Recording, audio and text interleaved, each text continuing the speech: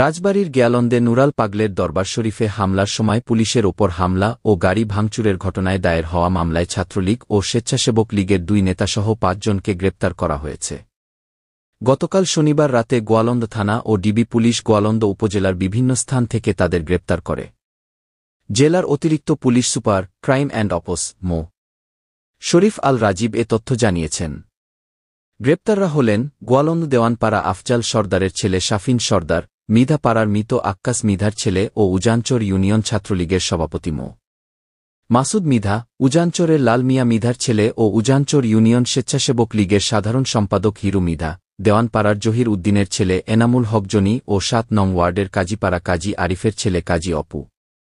Police সূত্র জানায়, গত শুক্রবার 5 সেপ্টেম্বর জুমার নামাজের পর ইমান আকিদা রক্ষা কমিটির ব্যানারে পূর্ব ঘোষণা অনুযায়ী মুক্তিযোদ্ধা শহীদ ফকির মহিউদ্দিন আনসার ক্লাবে বিক্ষোভ কর্মসূচির ডাক দেওয়া হয়।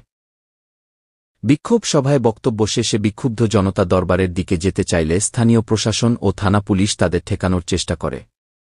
এ সময় বিক্ষুব্ধ জনতা গোয়ালন্দ উপজেলা নির্বাহী অফিসারের সরকারি গাড়ি, অতিরিক্ত পুলিশ সুপার ও গোয়ালন্দ ঘাট থানার ওসির গাড়ি ভাঙচুর করে। সেই সঙ্গে 5 পুলিশ সদস্য ও স্থানীয় প্রশাসনের 2 জনকে পিটিয়ে ও ঢিল ছুঁড়ে আহত করে।